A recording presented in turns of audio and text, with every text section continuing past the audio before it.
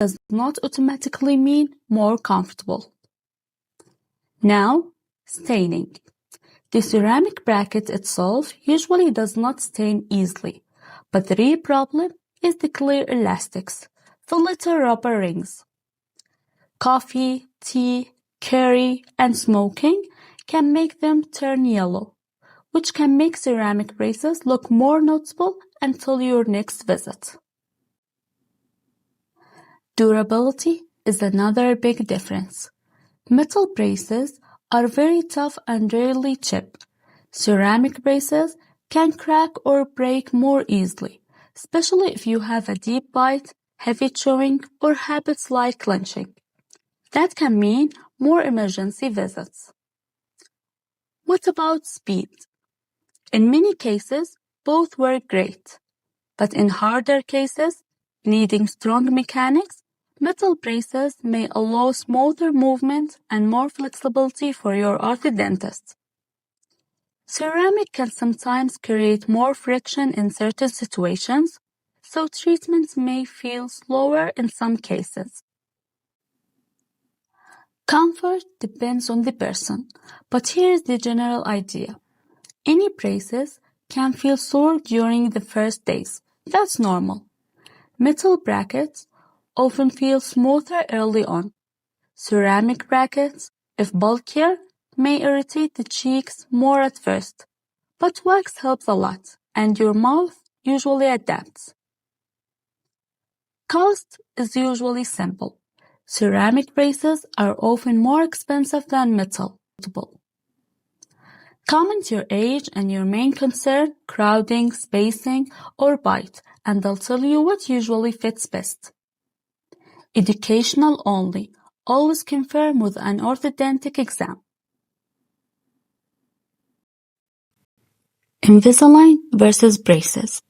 Thinking about straightening your teeth but stuck between Invisalign and braces?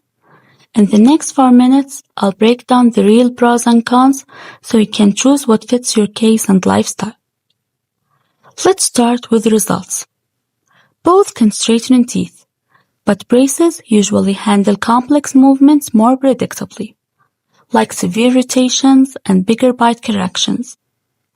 Invisalign can be excellent for mild to moderate cases, and many bite issues too, but success depends a lot on wearing the aligners consistently. Case difficulty. A simple way to think about it, if your case is mostly crowding, spacing, or mild bite changes, Invisalign may work great. Aligners are clear and much less noticeable in photos. Braces are more visible. Although ceramic braces can be less obvious, but they are still fixed on the teeth. Sticky foods to protect the brackets and wires. The routine changes. Invisalign often makes brushing easier because you remove the trays, but you must brush before putting them back and clean the aligners daily. Braces require more effort around brackets, and flossing usually takes longer with special tools. Discipline. This is the big one. Invisalign needs discipline, around 20 to 22 hours a day. If wear time is low, treatment can slow down or results can drift. Braces don't depend on daily wear, so they are always working. Visits. Appointments vary by case and clinic. Invisalign visits can be simpler and sometimes less frequent, while braces usually need regular adjustments. Treatment time can be similar, but braces may be faster for some complex corrections. So, which is better for you? Choose Invisalign if you want a discreet, removable option and you can commit to wearing it. Choose braces if your case is complex or you want a maximum control without relying on daily discipline. Comment your age and your main concern, crowding, spacing, or bite, and I'll tell you what usually fits best.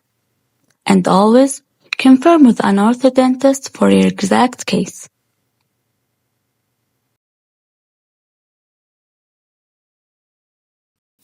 Do you have a gap between your front teeth? Here's how we close the gap in 4 steps. First, what is a diastema? A diastema is simply a space between two teeth, most commonly between the upper front teeth.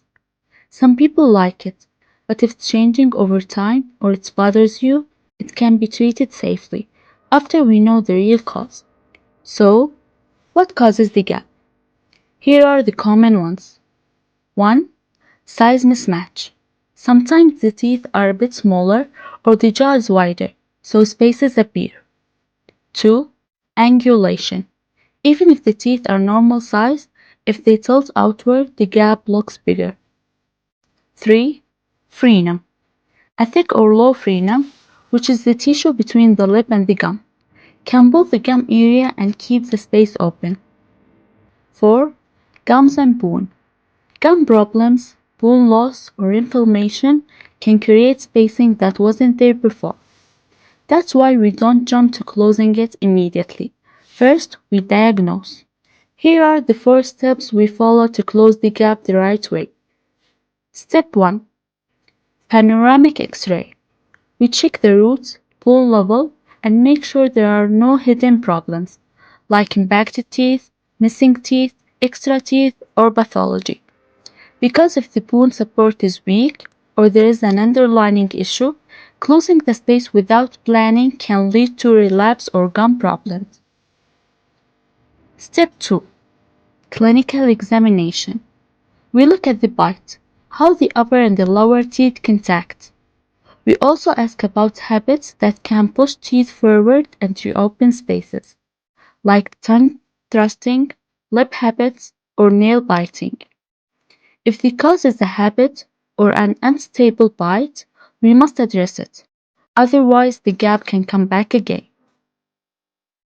Step 3. Gum and periodontal evaluation, plus the frenum check. Healthy gums are the foundation. If there is inflammation, buckets, or bone loss, we treat that first. And if the frenum is strong and inserted too low, it may need management, sometimes after orthodontic closure, to reduce the chance of relapse. Step 4. Orthodontic closure using lace back and light force. The key is gentle, controlled movement, so we close the space while keeping the roots parallel and the gums healthy. Light forces reduce unwanted tipping, help stability, and give a cleaner final result. Now, when do we need other options? If the gap is mainly from tooth size issues, or the shape of the front teeth makes the space look larger, orthodontics alone may close the gap, but the smile still looks uneven. In these cases, we can combine orthodontics with composite bonding, which is a conservative option to reshape and fill small spaces, or veneers for larger shape corrections or cosmetic goals after proper evaluation. The best plan is always based on the cause and the final smile design. Retention is non-negotiable. After the space is closed, we need retainers. Often a fixed retainer behind the front teeth, sometimes combined with a removable retainer because the gaps have a high tendency to relapse. And that's it. Space closed, stable, and healthy. Thanks for watching. If you found this helpful, subscribe for more orthodontic tips.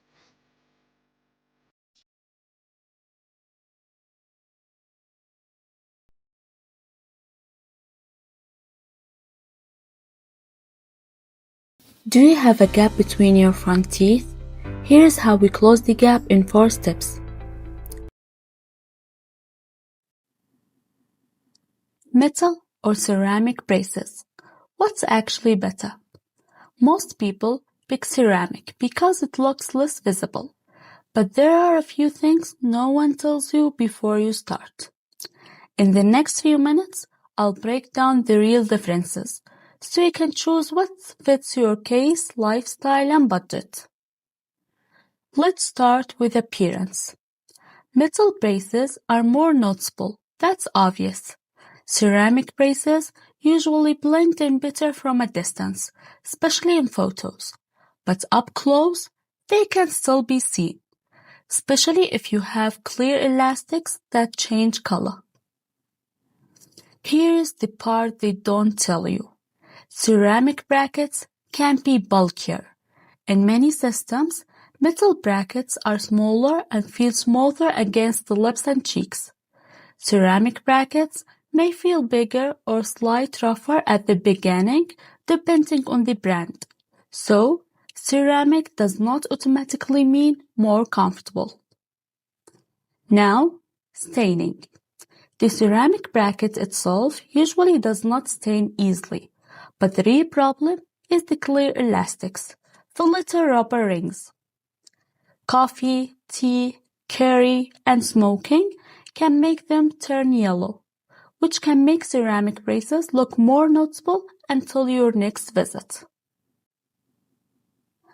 Durability is another big difference. Metal braces are very tough and rarely chip. Ceramic braces can crack or break more easily, especially if you have a deep bite, heavy chewing, or habits like clenching. That can mean more emergency visits. What about speed? In